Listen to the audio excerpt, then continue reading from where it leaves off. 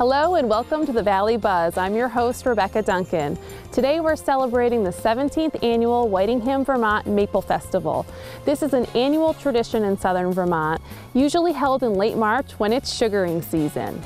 During the Maple Festival, you'll get a chance to visit 8 local sugar houses throughout the community of Whitingham and learn a little bit about the process of making pure Vermont maple syrup, as well as a bit of history from each family farm. In addition, there's a great artisan tour that takes you throughout the community of Whitingham, where you can visit different potters, quilters, painters, just to name a few. So before we get to all that, we're going to head to the American Legion Pancake Breakfast at the Jacksonville Municipal Center to fuel up.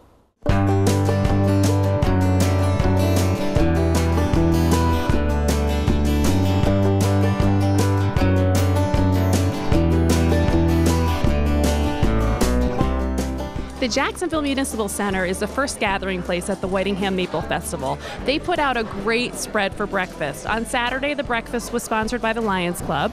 Sunday, it was sponsored by the American Legion. And as you saw, we had delicious pancakes with pure Vermont maple syrup, sausage, bacon, eggs, you name it. It was a great breakfast. It's also a great opportunity to catch up with some locals and kick off our day here at the Maple Fest.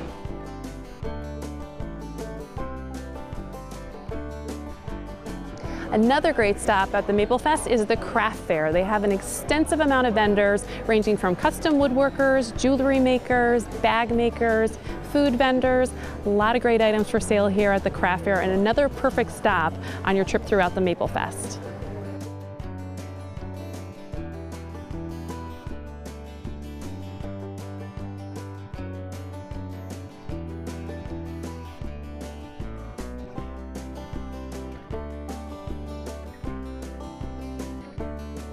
You're watching the Valley Buzz on Vermont Television Network, channel 28 and 76.28 HD.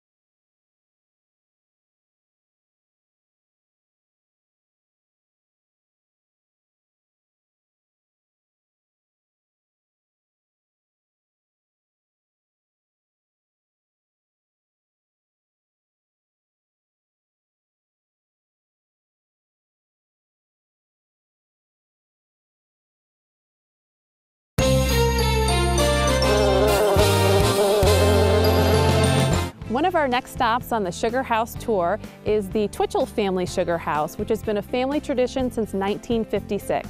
They have over 360 taps on their property, and Dave Twitchell is nice enough to take us out and give us a first-hand look at how you tap a tree and a little bit more about the art and the science behind maple sugaring.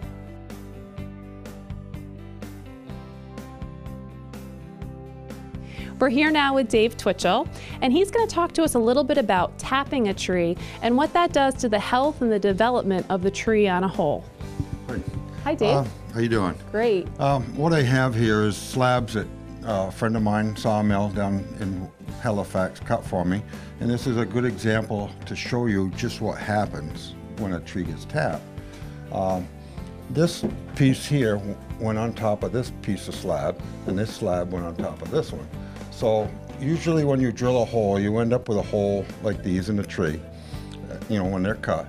And like this hole here, after it's been grown, you know, this is probably 2 or 3 years after it's been tapped. It grows right over, and then here you do not see the place where it's been tapped at all. And then you get another one here that's probably, a couple years after the first one was tapped, and then you visually see the hole, and you can see on the outside of the tree what's happening to it. And that there will eventually grow back over like this, so you don't even know it's there.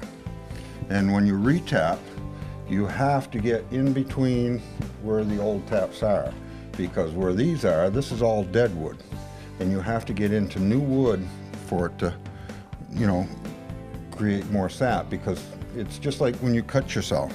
You know, if you cut it, it'll bleed.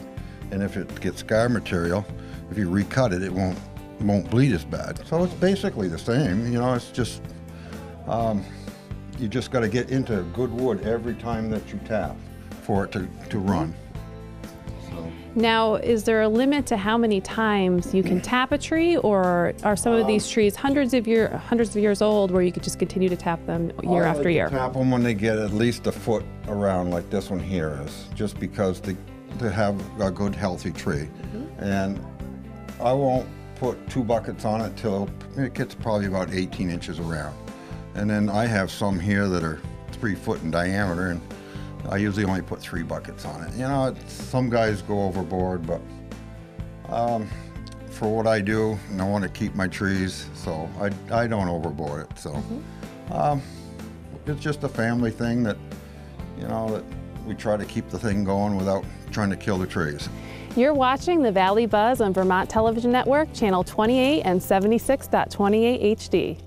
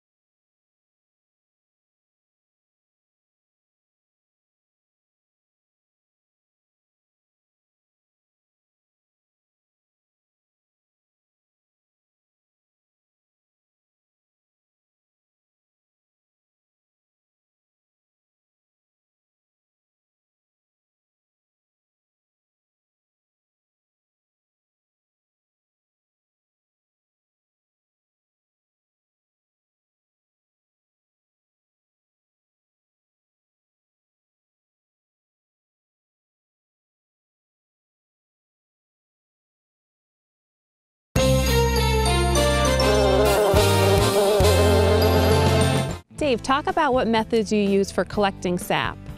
Well, I use 2. I use the new conventional way that everybody's doing it. I use pipeline with main lines, and we leave it up all year. And I wash it in the spring. Usually what I do when I wash it is I fill my tanks in the sugar house with clean water, and I pump it all back up the hill. So it's just a reverse of how the sap runs down the tree. And I try to do it before it stops running, because everything's still soft in the pipelines, and it seems to clean the pipes out better. I've had these up probably 6 or 7 years, and they look just as good as the day I put them up.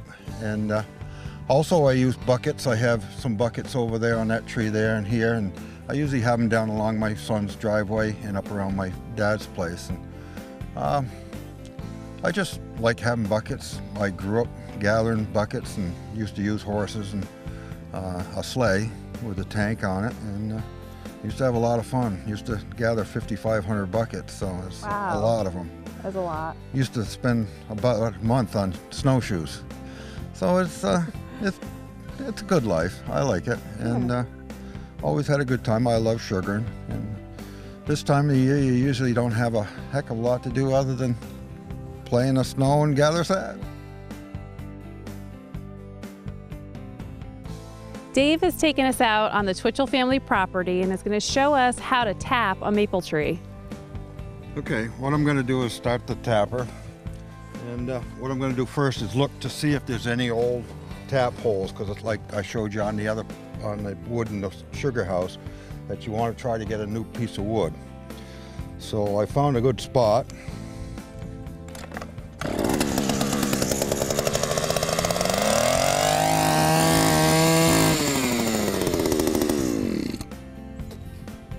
What I've done is gone in about a 1/2 inch as far as the depth wise, and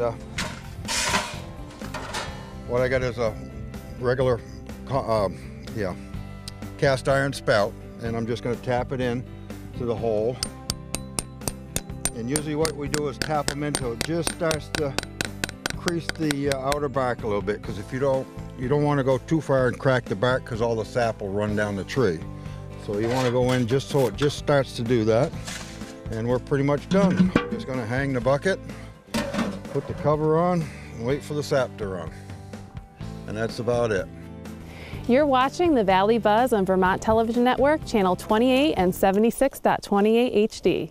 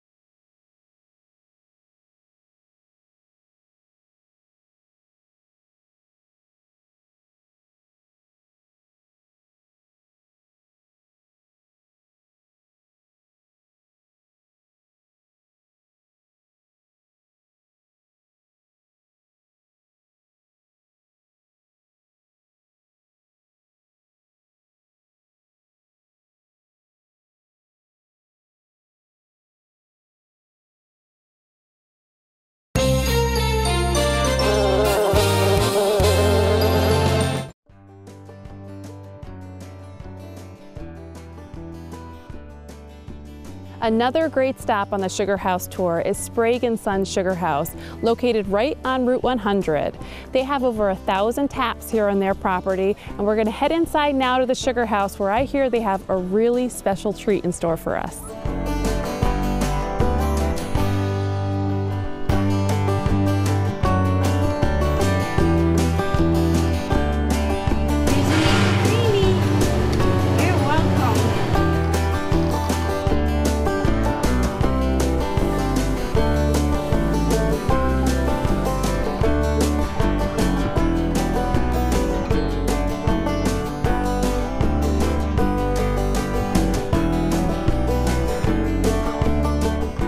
So the Maplefest would not be complete without sugar on snow, of course. So here we go. Nice and gooey and delicious. A pickle on the side, of course. It's a Vermont tradition. Check this out.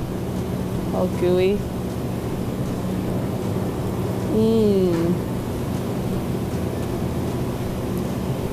Makes me feel like a kid again.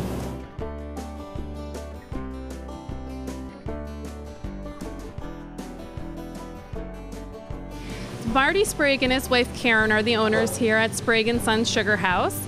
So Marty, we're curious about a couple facts to do with maple sugaring and maple syrup in general. And one of those is, what are really the ideal temperature and conditions for the sap to flow this time of year? Hopefully 40 degrees during the day and about 25 at night. And the other thing I was wondering is really how many gallons of sap does it take to produce a gallon of maple syrup? About 43 gallons on a good day. It can be less than that, but it can also be more than that. So if you would, just take us through kind of what your process here is at Sprague & Son and how you produce Vermont maple syrup. Okay, this is a wood-fired evaporator. The sap is coming in that one corner, and with the sap always coming in, it pushes the sap in a particular direction. With the control of this valve here, we can make the sap go in the direction that we want to and have the thicker sap end up where we want it. We don't always have syrup in there, but this furthest point will be where the sap is the thickest and the sweetest. We have a temperature gauge here and a valve. Keep an eye on that real close. Sap changes to syrup at 7 degrees above the temperature when water boils. So we have this 7 lined right up so we can see it real easy. And as soon as it's there, we open the valve, let the syrup out, and as soon as it drops down, we stop the flow, close the valve, and we fire the arch again.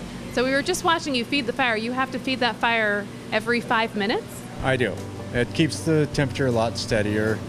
We don't have the peaks and valleys. It's a little steadier, and it keeps me on my toes. Very much a labor of love. You could say that. Well, very interesting. You have a beautiful sugar house here, first of all. There's a lot of really wonderful maple treats here. A couple new additions. I saw a chocolate-covered maple candy and a maple crunch bark, I think it was. Looks really, really good. So, and of course, you can come down for the maple creamies on the weekend. So you have a lot of fun, festive treats for the kids here as well. Thank you very much. So thanks for having us, Marty. Okay. Thank you. So stay tuned for more Valley Buzz after this.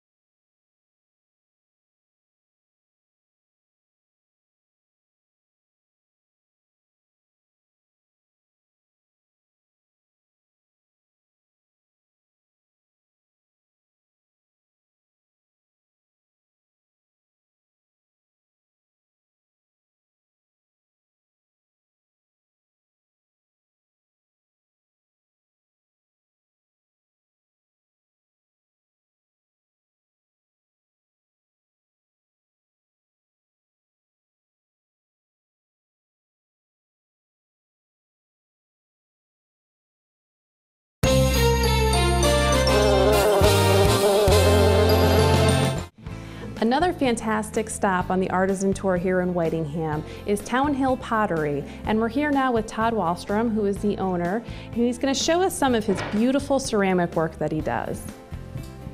Hi, welcome to Town Hill Pottery. We've been here for about 15 years now. My wife Aisha and I are the potters.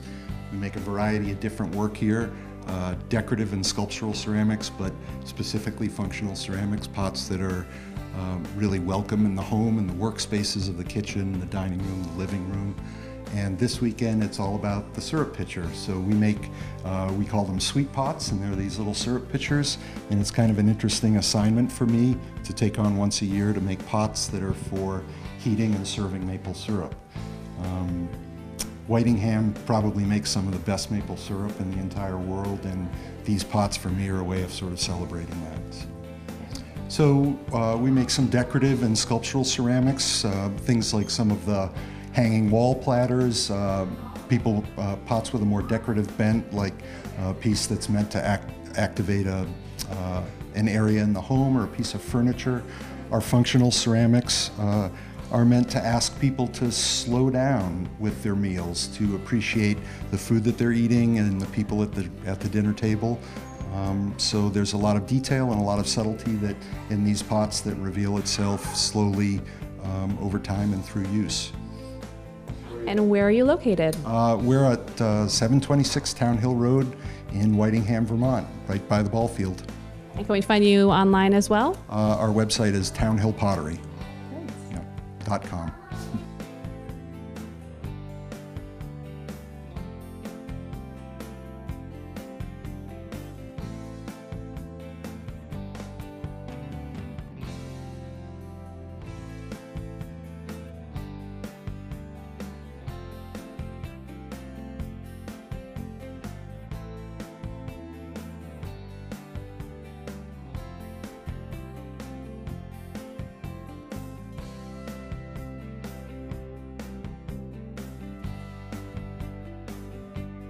Our next stop on the Sugar House Tour is Coarse Maple Farm, which has the most extensive sugaring operation here in Whitingham with over 9,000 taps throughout their farm. So we're going to go inside and learn a lot about what makes Coarse Maple Farm such a unique business here in Whitingham.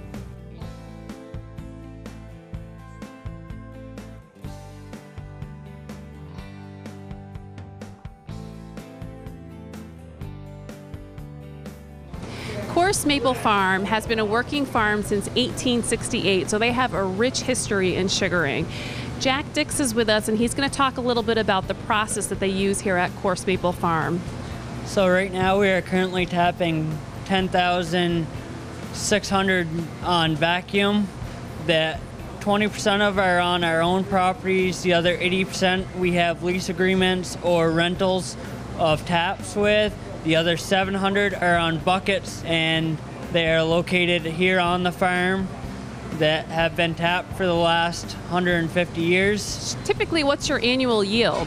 Our annual yield has been good last couple years, although in 2012 we were down significantly. Our goal is 4,000 gallons And as you were saying before, you distribute pretty much throughout the state. Most of the coarse maple syrup is sold at stores throughout southern Vermont or throughout the entire state? Mostly through Windham and Bennington counties. We try to buy syrup from local sugar makers when we can, if we are without something or don't make any, but occasionally we do have to travel and buy it from someone in other parts of the state. Okay. So tell our viewers a little bit about the process that Coarse Maple Farm uses for producing Vermont maple syrup. So here at the Coarse Maple Farm, we have a 6x20 liter evaporator set up with 2 flue pans and 2 finish pans, so we are able to keep our bucket sap and our tubing sap completely separate throughout the entire boiling process and be able to draw off 2 different grades of syrup at the same time. Or unlike today where we don't have bucket sap, we're able to boil water and have 1 fresh clean set of finish pans for the next time we boil. Or even if we don't boil bucket sap, we can switch pans over and have tubing while washing the next pans for the next day. And the process that you use is reverse osmosis, and could you explain to us what that is? So we have a reverse osmosis machine. What that allows us to do is take a sap that comes in at 2% and to increase the sugar content to 18% while removing water. We have a 5-to-1 ratio, 5 gallons of concentrate to 1 gallon of syrup going to 18%. Although today we're only going to 6%, which is a 14-to-1 ratio, so it really cuts down on the wood consumption and the man hours it takes us to boil sap. Where we feel we can get by with going that high is with this big rig, we still get the full caramelization, making a great product. So as we can see, there is a whole science behind the art of maple sugaring. So thank you so much for your time and for sharing your story here at Coarse Maple Farm. Thank you. One of the best parts of the Maple Fest is, of course, the samples that you get to try. We're trying the different grades of maple syrup today, and earlier we had one of their delicious maple milkshakes.